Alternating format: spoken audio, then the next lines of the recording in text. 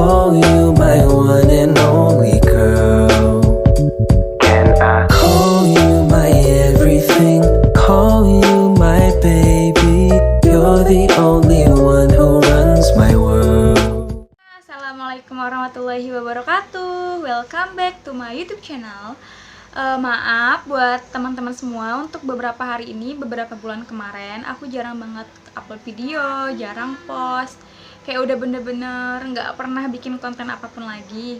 Nah, cuma untuk hari ini aku bakal lebih berbeda dari biasanya. Sebelumnya gimana nih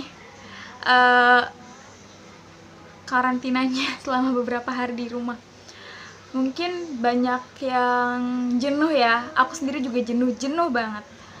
Kayak yang kita biasanya nongkrong sama teman-teman, yang biasanya bercanda-bercanda, ketawa-tawa, sekarang cuma bisa via online. Bahkan kuliah online, sekolah online, tugas online, semuanya serba online. Kerja juga online kan.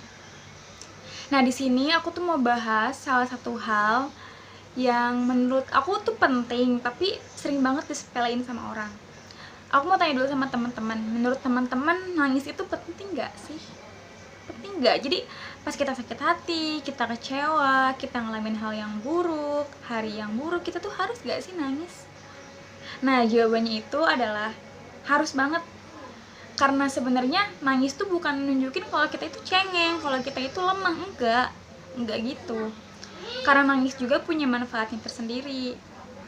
Mungkin teman-teman juga belum banyak tahu ya manfaat dari nangis itu apa aja gitu ya.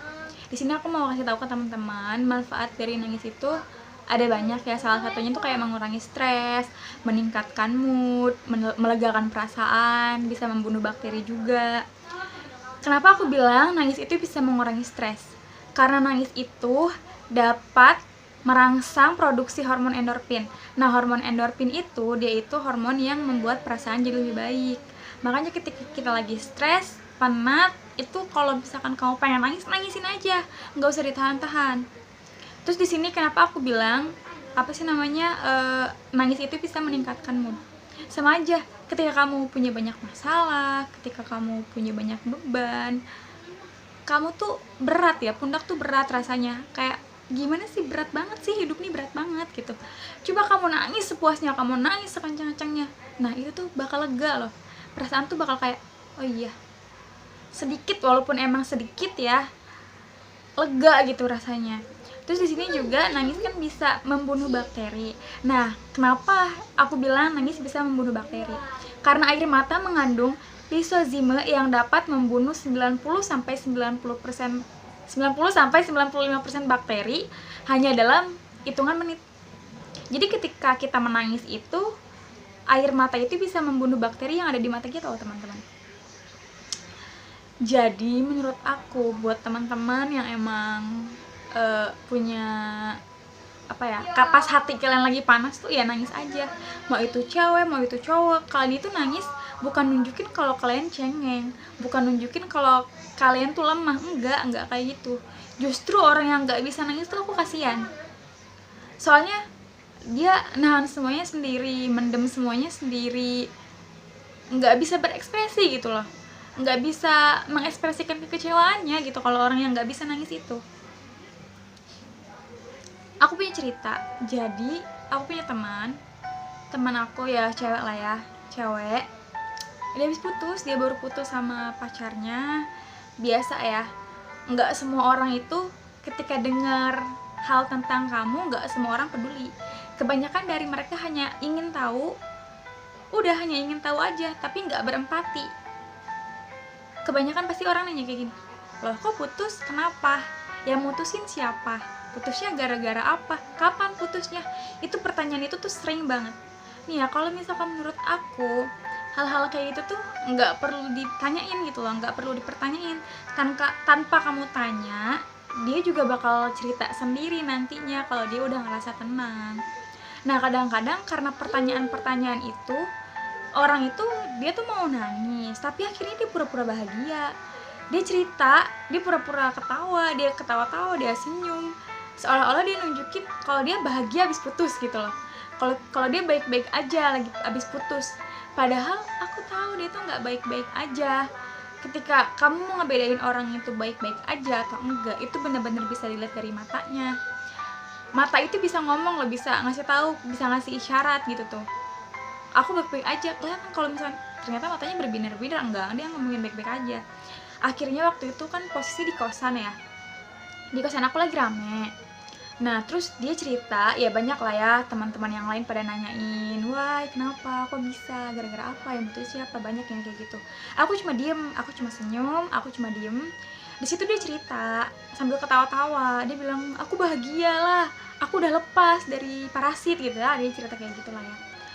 Udah kayak gitu, nah setelah orang-orang itu udah nggak kepo lagi, mereka udah nggak pengen tahu lagi, akhirnya dia diem. Aku bilang kayak gini, mau gue peluk gak? Akhirnya di situ tangisnya pecah, ambiar langsung dia nangis kencang di situ. Di situ aku langsung bilang sama dia, udah nggak apa-apa, nangisin aja. Lo bukan robot, lo punya hati. Kalau misalkan sedih, sakit, nangis aja, nggak apa-apa. Nggak ada yang namanya orang kehilangan baik-baik aja, nggak ada.